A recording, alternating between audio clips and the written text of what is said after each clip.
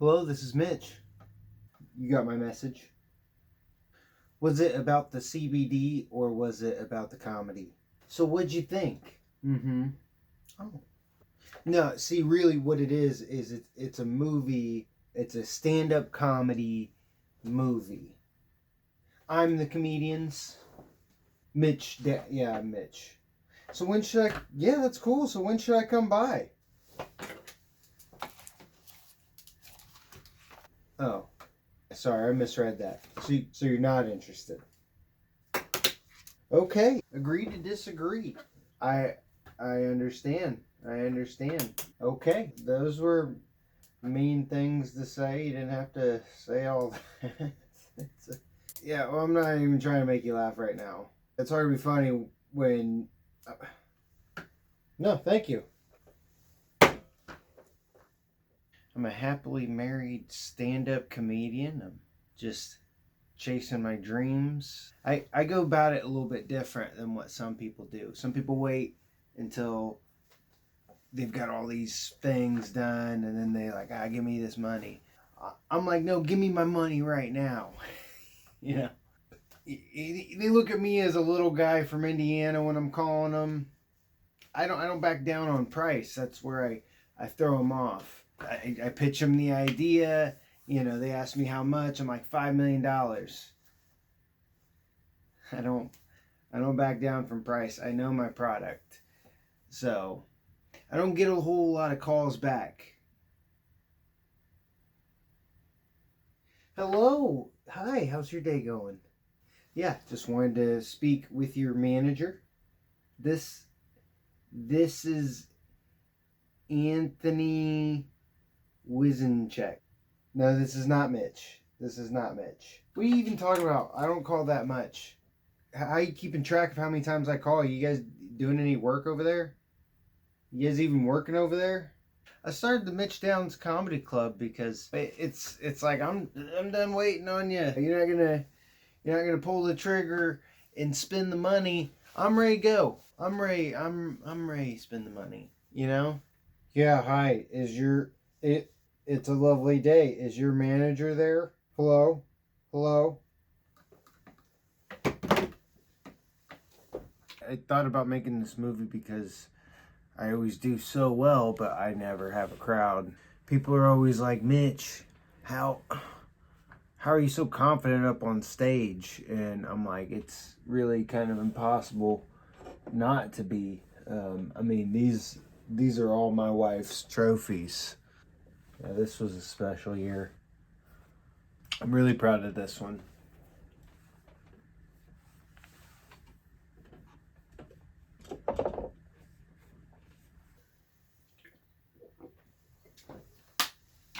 Yes, this is Mitch. You got it. Okay. You got the right script though, right? Well, last time, yeah. Last time you said you got it and the guy said he never saw it. It's the movie about the comedian making a movie about his comedy. Yeah, about his comedy. It's just a stand-up comedy movie. How many could you possibly have this week? Hi, yes, is this Comedy Central? I got cut off. I was just like, it just rang. Okay, yeah, I'll wait. What, are you guys even working over there? You guys even working over there? How do you have time to say you know who I am? Well, you didn't call me back last hour. You said you were going to call me back last hour. You didn't call me back. This is the movie business, man.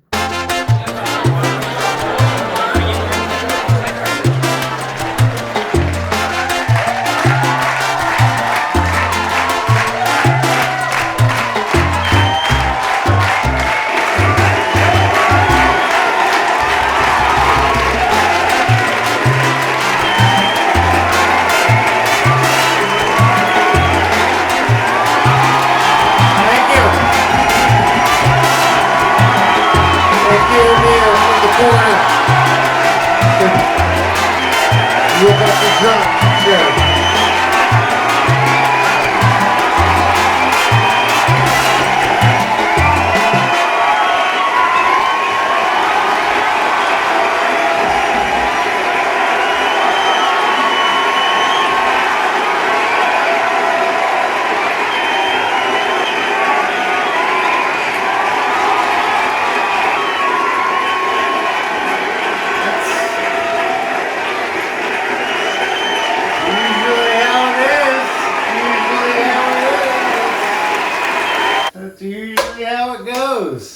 Thank you for tuning in to my first show at the Mitch Downs Comedy Club. It's really just me and my dog here, which is cool. You know, he's cool. I'm trying to get him to come sit up front. You know, he doesn't want to sit up front. He thinks I'm going to pick on him because he's a little overweight. And this is my main audience man, Randall. Give it up, man.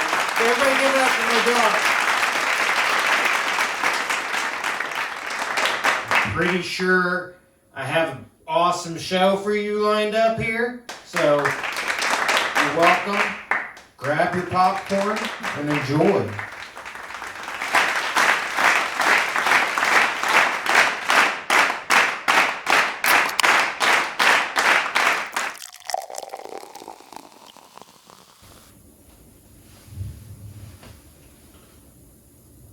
I'm a little upset about how I look on camera. I thought I was going to look fatter.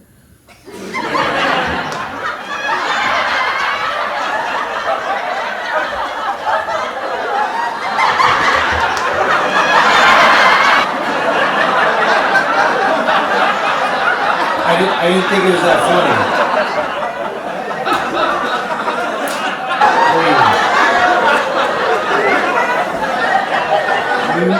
Man, right out the gate is a banger.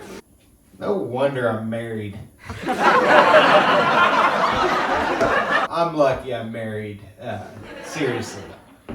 I say that mostly because I make fart noises when my wife bends over. Like all the time. Not just like a little bit. Like I tried to stop and I can't stop. I do it all the time now. And she married me despite that. She knew that beforehand going into this. So kudos to her. It's serious. Like the other day I heard her drop something when I was upstairs. And I hesitated and then I was like, timed it up perfect. You can imagine she wasn't like, ooh, Mitch, you're so funny. That's funny. That's funny, Mitch. Good job.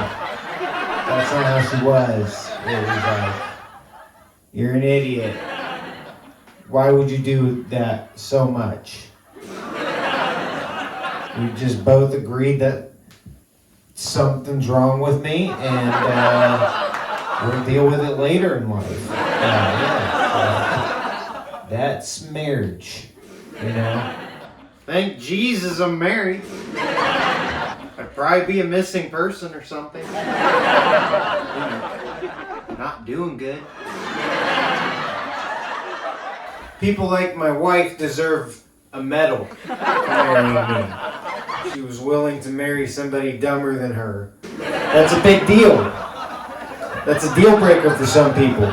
Like, that's not true for everybody, but for me, it was true. I even had my best friend come up to me one time, and he was like, I'm happy you married her. And I'm like, why? And he's like, because she's smart enough to, like, fill the gap of how dumb you are. You're gonna be okay, you know? I was like, oh, cool, that's convenient that you thought of that for me. And he's like, yeah, I would have definitely let you know if you married somebody that was too dumb for you, because you're really dumb. That's why he's my best friend. Kind of makes me feel vulnerable to let people know how dumb I am. But it's okay, it's not like everybody watching's like, maybe he's a physicist on the side. Guys, I'm not just here to tell jokes, I'm here to make your lives better. You want to remember what you're thankful for every morning. You know, for me, I'm thankful for my wife. I love my wife. I would do anything for her. The one reason I love her is for something she doesn't ask me to do. She doesn't make me play the guitar while she sings.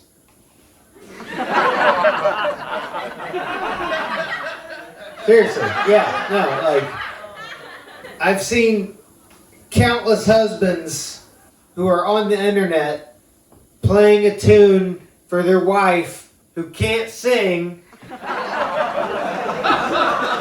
they gotta kind of like gently hype her up, like,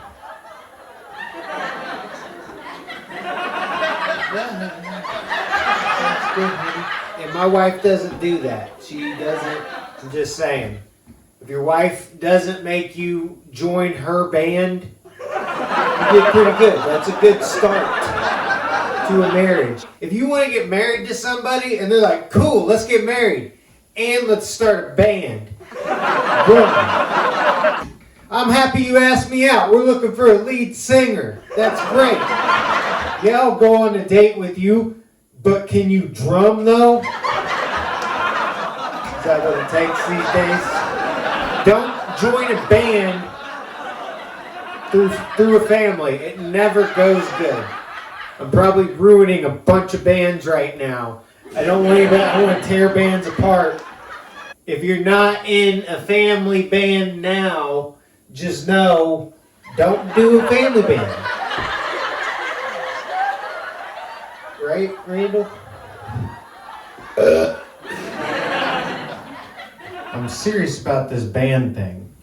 I'm actually being paid in coffee for this gig.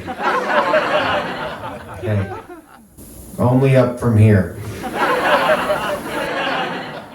I'm keeping the mug too. It's a big deal, coffee. Did you know at one point in France or Spain, one of those countries, I didn't Google it myself, a woman could divorce her husband if she wasn't provided enough coffee. Some people call me the coffee comic because of all the energy that I bring to the stage. Really, I'm getting like a couple bushels of coffee for this show. It's not a bad deal. I'm doing better than a lot of people. I'm swimming in the beans. It's my mom that sends me coffee beans for these shows. She's like, do something. I want to talk about something that's important. We gotta get the Tiger King, Joe Exotic, out of jail. That's number one, okay? Number two, he needs a bailout. Big time. BS that he's not a zoo park runner. We need to keep that running for the American people. I don't know if they have, look, I want, if we don't have Tiger King season 2, I want him released, and I want Tiger King season 2 now. That's in the next stimulus. It's not in this stimulus package. If we already got season 2, we already got that in the bags. I want season 3. Let him out. I want 3. He doesn't have to go back to Big Cats either if that's too dangerous for him. If Big Cats is just too much danger for him, just let him do House Cats. Yeah, just regular cats. People come see it because it's Joe Exotic. We can call him Joe Domesticated. You know, it's cool. It's okay, yeah, he don't have to be Joe Exotic anymore. You can rebrand. Joe Domesticated's respectable. That's cool, man. Go for it. Joe Domesticated, you can brand that for sure. Coffee mugs. Little domesticated cats. That's not dangerous to anything but, little mice. They're Maine Coons and, Bengal cats. They're little bee ones, but they look like a leopard or something, Persian cats are big fluffy. Sphinx cat, those things are creepy. Basically look like a old elbow all over their body. They're creepy. The square footage of the business is just smaller, so you don't extend yourself nearly as much. I'm just saying, you don't have to get human eating cats and try to make a business out of it with people willing to get their arms